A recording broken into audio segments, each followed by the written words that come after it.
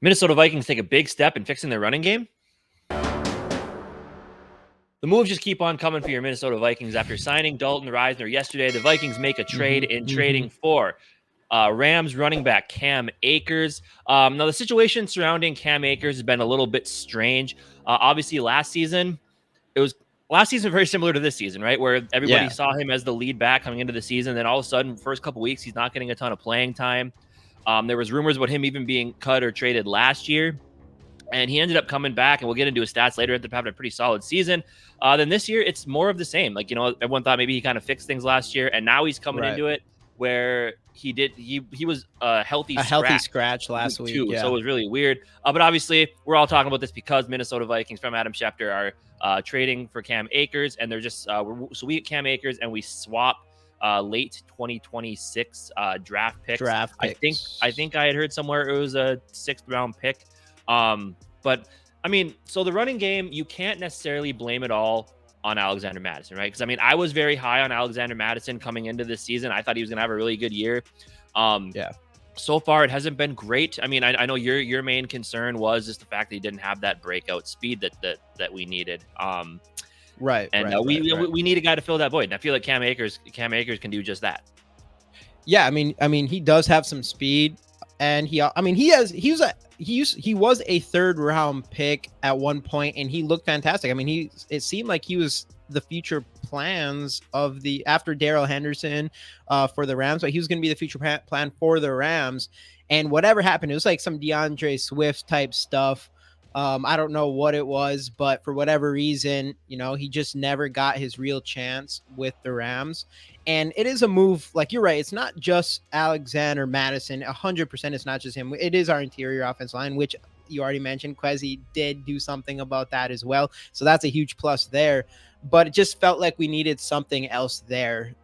Someone more athletic, a guy who it could be Cam Akers, who has succeeded in the past. And we're going to dive into stats like you said. But I mean, overall, there's something that needs to change with the run game and needs to change, just like the interior offensive line. And then now, potentially not potentially, but the defensive line for our run defense.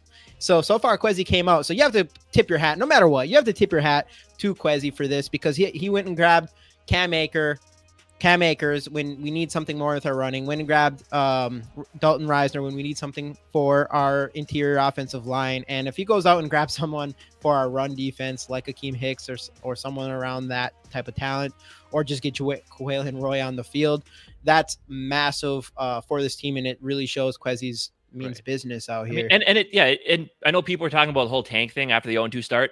Every move that's been made this offseason does not show a team that wants to tank and give up this year. I mean, you don't sign Dalton Risner and make this trade if you don't think that you're right on the cusp of going on a run here and putting some wins together. So, but diving into the stats for Cam Akers over his career, as you said, he's a 2020 3rd round pick. First season, didn't see the field a ton. 5 starts, 13 games, but still racked up 625 yards, 2 touchdowns. He looked fantastic. Injury in 2021. Then 2022 was the weird season for him, right? Everybody thought that he was going to come in and he was going to take that starting job by the horns. I know there was him and Henderson were going to kind of split some snaps and stuff. But as you can see, he only had 9 starts last year, only played in 15 games after the whole weird situation to start the season. But even in his limited opportunities, 188 carries, still racked up 786 yards, as well as 7 touchdowns. In the receiving game, not a lot. I mean, 117 yards, no touchdowns last year's rookie season, 123 yards and 1 touchdown. So obviously in the pass game, he's not really that effective. And I think he has potential in that area. They were just using Darrell Henderson specifically for that. Like, he did look solid when he as a receiving back, and what he was doing after the catch. So but and one more thing before moving. One more thing, sorry. I do want to mention that he did have a 4.47 40 time going into the NFL. So just to give you guys an example of what his speed could bring to this compared to Madison. Sorry, you can go. No, you're good. But yeah. So anyway, this last season, as I said, healthy scratch week 2. Week 1 didn't have a great showing, 22 attempts for 29 yards, but he did get into the end zone one time. So there's potentially some talent there. And obviously, this was a trade that I really felt was possible, especially, you have the Kevin O'Connell connection. He knows him from his time from his time with the Right. Rams. So it really did feel like of all the running back options, I mean, I think Kareem Hunt would have been my favorite choice. But just because of his past, obviously he's getting older, and he, right as soon as the next day, after Nick Chubb's injury, he's there with the Browns facility visiting and signed this morning. So Hunt was off the table right away. And Cam Akers seemed like the most obvious option potentially. I mean, everybody was talking about Cam Akers today and who might trade for him. Like, it's one of those things, like, he has that kind of talent where it's a big head scratcher for everybody else in the league. Like, why are they not playing this kid? And then we end up being the team to go and grab him. Like, someone needs to go grab him. Like, he has the talent out here to be good. And the fact that you were able to grab him, because you can say whatever you want about Madison and whether you think he's going to be good or not. I mean, us grabbing Cam Akers for swapping 6th-round picks, it's not, we don't know exactly what it is, but that's what the rumors are, swapping 6th-round picks, like you said earlier.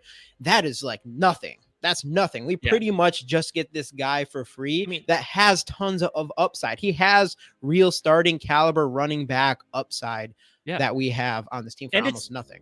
And it's 2026 picks. It's 2 years into the future. So, I mean, if you're looking to trade some of those late round picks to maybe move up a little bit and grab your quarterback, this isn't stopping you from doing that. So contract wise, so I'm not sure 100% how it works when you trade. I assume, unless something's done in the negotiations, I assume you take on most of their cap hit this year, which it wouldn't be much anyway. The cap number would be just shy of $2 million. So we have about what I believe after the Reisner signing, like $8 million in cap space, something like that. So a little bit, $2 million ain't gonna hurt there. And for a running back like Cam Akers, who has shown that he can do it at a high level, this is under $2 million cap hit is nothing. And I know a lot of people are going to say, like, why make a move for this guy if you could have just kept what you had in house with Delvin Cook? It's the money, right? Delvin Cook, this is $12 million savings right here from Delvin to Cam Akers. But so I don't know. At the end of the day, will it help the running game? I hope so. It won't hurt it. It won't hurt it. Sure. That's at the very least, it won't hurt it. And we could be better. We could be better there. Yeah, absolutely. And like Madison, I mean, I think we're kind of seeing like he's a good 1B running back. He's not a bell cow just because he doesn't have that breakaway speed. But when you need him to get some yardage, he can. I just feel like teams can kind of hone in on that in the run game, just knowing he's not that fast, and if he can stop at the line of scrimmage.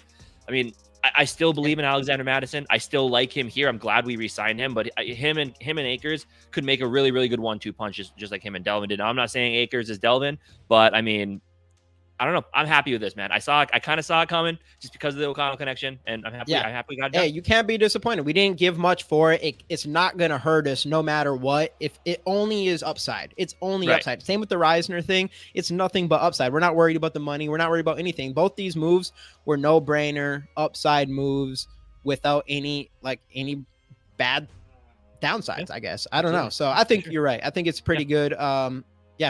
And I mean, Quezzy's doing work out here, and hopefully he keeps it up. Minnesota Vikings trade for Cam Akers. Let us know your thoughts on that down in the comment section. Remember to subscribe to the channel, and we'll see you guys next time on the GG Sports Podcast. Skol Vikes.